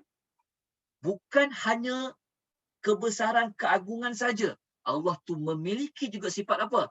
Wal, dan al-ikram. Al-ikram ni adalah kemuliaan. Kita boleh sebut dengan istilah honor ataupun glory. Macam tu. Glory lah bahasa Inggeris dia. Supaya tuan-tuan nampak kan. Atau supaya nampak jelas antara dua. Ingat ya. Al-Jalal, nama lain. Al-Ikram, nama lain. Al-Jalal mewakili sifat lain. Al-Ikram mewakili sifat yang lain. Nanti sekejap lagi saya akan ulas. Okay, saya akan ulas ringkas saja. Kenapa ringkas? Sebab penghujung surah Rahman ayat 78 nanti kita akan jumpa sekali lagi Allah ulang namanya Al-Jalal dengan Ikram pada ayat terakhir sekali 78. Waktu ayat 78 tu nanti kita akan ulas agak terperinci tentang Jalal dengan Ikram. Okey. Kita fahamkan dulu apa yang Allah nak beritahu pada kita. Kita dapatkan dulu maksud dia, mesej dia yang Allah nak sampai pada kita. Allah kata ayat 26, apa sahaja yang Allah hidupkan, yang ada makhluk Allah di muka bumi ini, dunia ni masih ada, dia akan binasa, kata Allah. Binasa habis semua, kata Allah.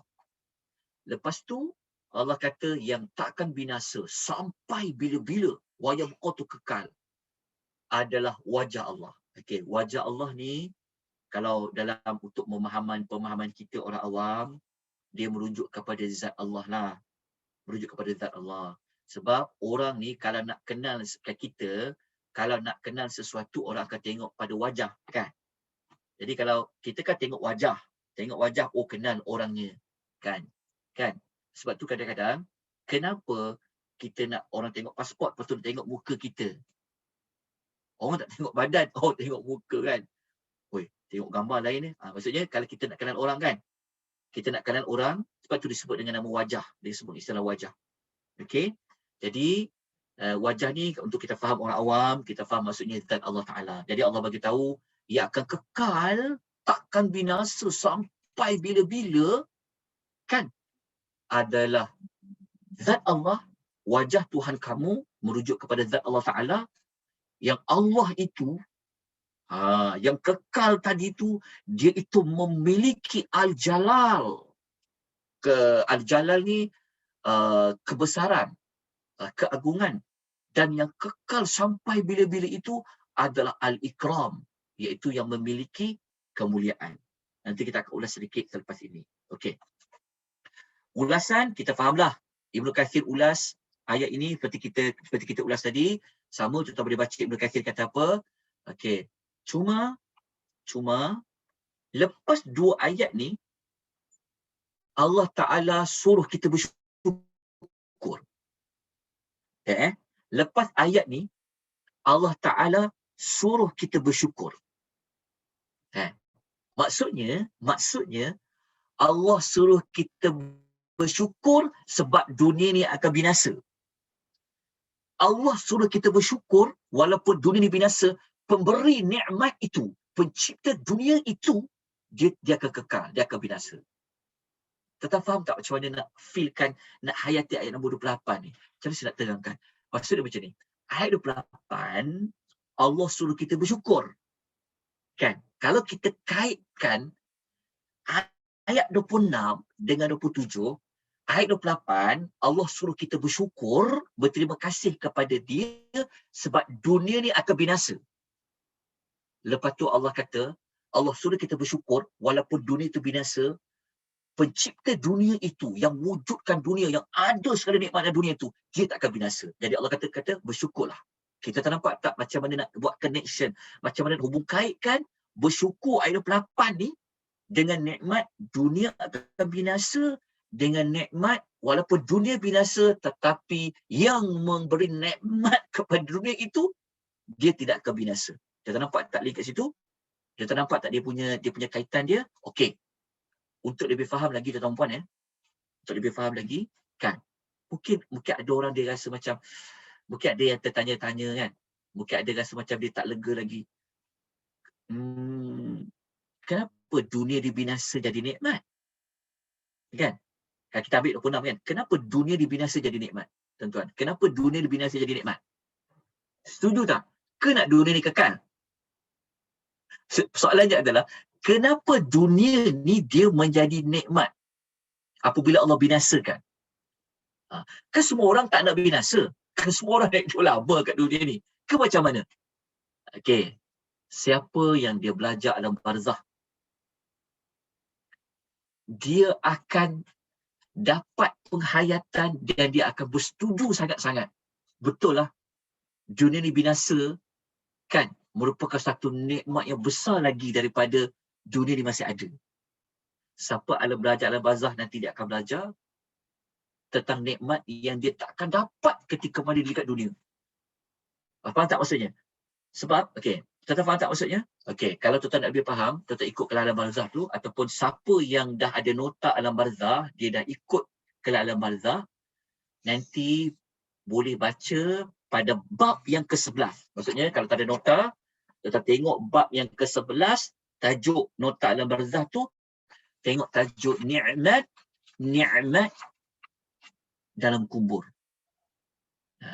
Kita kena sebut benda ni supaya memecahkan persoalan kenapa dunia dibinasa, Allah suruh kita bersyukur.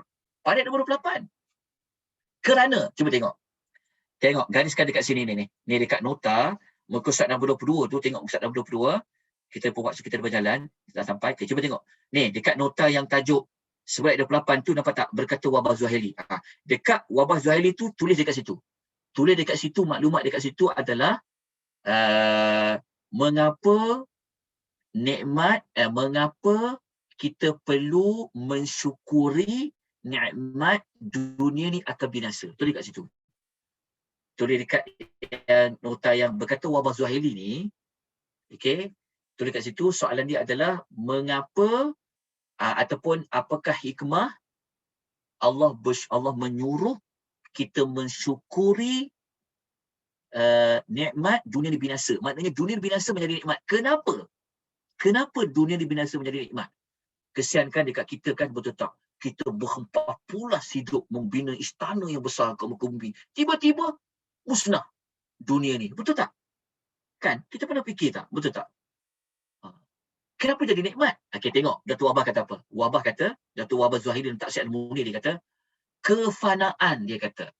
Binasa ni dia kata sebenarnya adalah jalan nak pergi kepada kekal, nak pergi kepada hidup yang abadi. Kita faham tak maksud dia? Maksud dia adalah macam mana kita nak dapat nikmat syurga?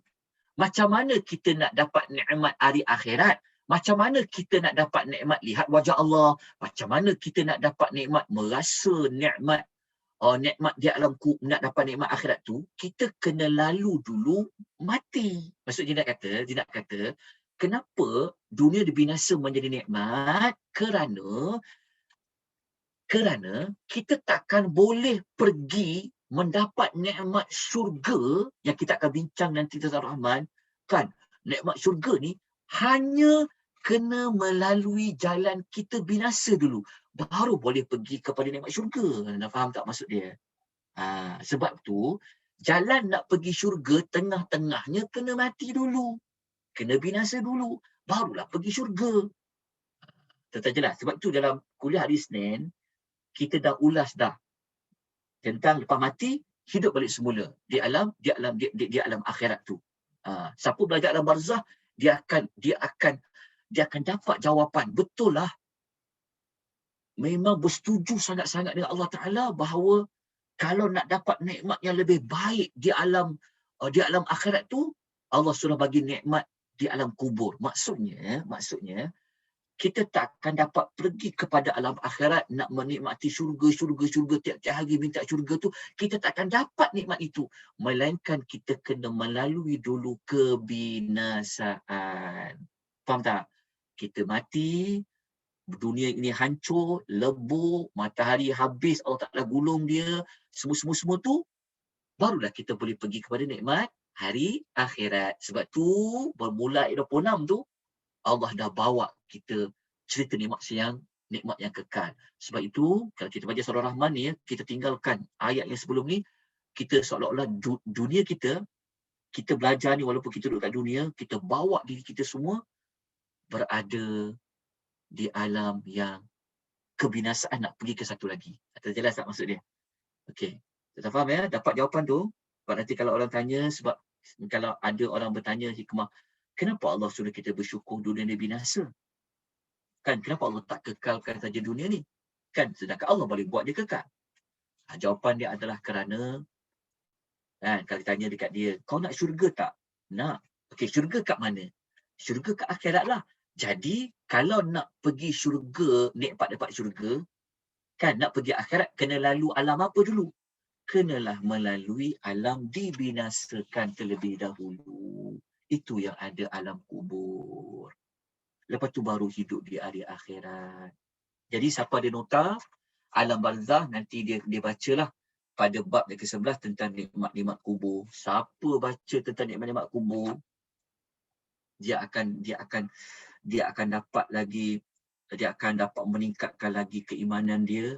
Dia akan rasa macam sebab siapa belajar alam barzah, dia akan tahu bahawa alam barzah ni adalah tempat kita nak merasai nikmat di hari akhirat. Okey, nikmat tu lebih baik daripada nikmat kita ada di muka bumi. Jadi untuk ulas lebih panjang, Minggu depan kita ulas balik ayat 26, 27 dan saya akan tambah lagi beberapa maklumat baru nak kuatkan bahawa alam yang berikut ini adalah alam yang penuh nikmat. Kenapa binasanya dunia ini, kita mati ini menjadi satu nikmat yang patut kita mensyukurinya. Jadi kita berhentilah pada ayat nombor 28, tapi nanti minggu depan saya ulang balik semula, insya-Allah. Okey. Ada pertanyaan?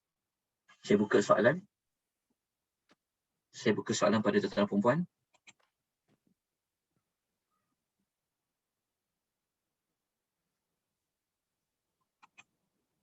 Kak Syida, ada persoalan tak? Ustaz, ada pertanyaan di ruang chat. Kak dah baca ke Boleh Ustaz? Kak bacakan? Sekejap ya. Assalamualaikum Ustaz. Allah jadikan kepada semua makhluknya berpasang-pasangan, lelaki, wanita. Bagaimana jika seseorang itu, jodohnya pasangan itu ditemukan di dunia? Adakah nikmat itu menanti seseorang di akhirat kelak? Mohon pencerahan Ustaz. Okey. Pasangan dalam ayat tersebut, dia bukan merujuk kepada jodoh. Setiap yang Allah cipta di muka bumi ni, pasangan tu, bukan ayat tu, dia merujuk kepada mesti ada jodoh. Sebab kalau kita faham pada jodoh, kenapa ada orang yang bujang? Betul tak? Pasangan al-azwaj pada surah Yasin tadi, pasangan ni bukan merujuk kepada setiap yang Allah jadikan ada jodoh. Tak. Salah pentafsiran jodoh tu. Pasangan tu maksudnya dari sudut benda itu dia berlawanan. Berlawanan tu maksudnya, kalau ada yang bujang, ada yang dah berkahwin. Itulah pasangan kejadian tu. Bukan maksud pasangan tu, bukan maksud pasangan tu merujuk kepada jodoh. Kita faham tak? Maksud pasangan itu, maksudnya sejak kejadian Allah tu dia ada pasangan dari sudut macam ni. Kalau ada orang yang bujang, masih bujang, ada orang yang dia ada pasangan. Itulah pasangan yang kejadian tu. Maksudnya ada orang yang dia bujang, ada yang dah berkahwin. Ada orang, ada lelaki, pasangannya perempuan. Perempuan tu bukan maksud jodoh. Maksudnya kalau Allah ciptakan lelaki, mesti ada yang lawan lelaki tu adalah perempuan. Macam tu. Kalau ada orang yang sakit, dunia ni tak semua sakit. Tak. Ada orang yang sihat. Maksud dia macam tu. Langit, pasangannya adalah bumi. Begitu. Itu maksud pasangan. Bukan merujuk pada jodoh. Tapi, kalau kita nak cerita pasal jodoh, orang masuk syurga, memang Allah Ta'ala akan beri pasangan. Siapa pasangan itu, itulah yang kita tak dapat nak cari jawapan dia. Yang pasti, orang masuk syurga ni, dia tidak akan rasa sunyi. Tidak jelas kat situ. Wallahu ta'ala alam. Okey, ada soalan lain?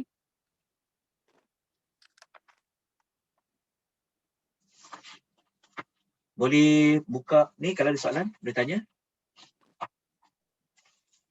Pak Sahabat ada soalan? Silakan. Kita bagi ruang sendiri masa. Kak, dekat YouTube dapat Kak Syida buat rakaman YouTube, insya-Allah ada. Ada, okey. Kat Facebook pun ada Ustaz. Dekat FB pun ada, dah tag nama Ustaz. Alhamdulillah, jazakumullah khairan katsira. Okey, ada soalan lain? Tak ada, tak apa. Kita jumpa minggu depan pada ayat 26, 27, 28. Kita akan ulas Jalalul Ikram. Okey, jangan lupa. Kita mudah je. Kelas kita, saya cuba letak jarak 10.30 lah senang. Semua 10.30. Siapa yang nak ikutilah. Okey, jadi besok siapa yang ada dia tak bertemu kelas dan sebagainya, dijemputlah untuk mengikuti tafsir surah Yusuf. Besok kita nak masuk tajuk 100 pengajaran surah Yusuf. Besok hari Rabu kan? Ya. Jam yang sama 10.30. InsyaAllah. Nota, dia tak ada buku. Dia ada buku. Tapi buku tu tak ada stok. Kita nota lah. Okey, terima kasih ya pada Kak Syida dengan rakan-rakan di bawah jemaah Ahsanul Amala, buat macam tuan-puan ya, yang penganjur kita pada pagi ini, penaja kita adalah daripada grup muslimat yang berada di Bandar Country Home Rawang. Mereka di bawah organisasi Ahsanul Amala. Jadi terima kasih banyak kepada kalian semua. Jazakumullahu khairan katsira. Allah memberikan, hanya Allah yang layak memberikan ganjaran kebaikan. Jadi terima kasih juga pada tuan puan ya. Jazakumullahu khairan katsira. Mohon maaf atas salah silap, kelemahan, kekurangan. Kalau salah fakta dan sebagainya, tolong tegur saya, tolong betulkan. Kita jumpa lagi. Wabillahi taufiq hidayah. Wassalamualaikum warahmatullahi wabarakatuh. Waalaikumsalam warahmatullahi wabarakatuh. Terima kasih Ustaz. Terima kasih Ustaz. Terima kasih semua. Terima kasih semuanya atas Terima kasih Ustaz. Terima kasih Ustaz. Terima kasih semua. Terima kasih Ustaz. Assalamualaikum. Assalamualaikum. Salam. Terima kasih. InsyaAllah jumpa lagi minggu depan ya. Okay.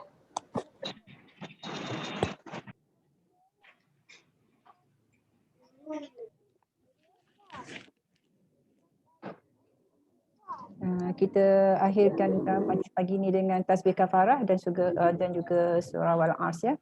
Subhanakallahumma wa bihamdika asyhadu an la ilaha illa anta astaghfiruka wa atubu ilaik.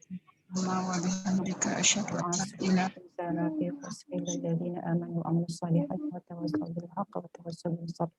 InsyaAllah saya akhirkan sesi pagi ini dengan lafaz Assalamualaikum warahmatullahi wabarakatuh. Terima kasih semua atas kehadiran dan perhatian. Waalaikumsalam warahmatullahi wabarakatuh. Terima kasih sudah. Sama-sama Rina. Jumpa lagi insyaAllah. Terima kasih Kak Syida. Sama-sama. Jumpa lagi insyaAllah. Jumpa dia kelas Ustaz yang ada esok pada Terima kasih Kak Syida. sama-sama. InsyaAllah jumpa lagi ya. Rahmatullah. Assalamualaikum. Wassalam. Ini nak tanya, Syida hari ni first Syida masuk Facebook ke? Saya Hari pertama ke Syida masuk kat Facebook tak? dah dua kali sesi dah masuk kat Facebook.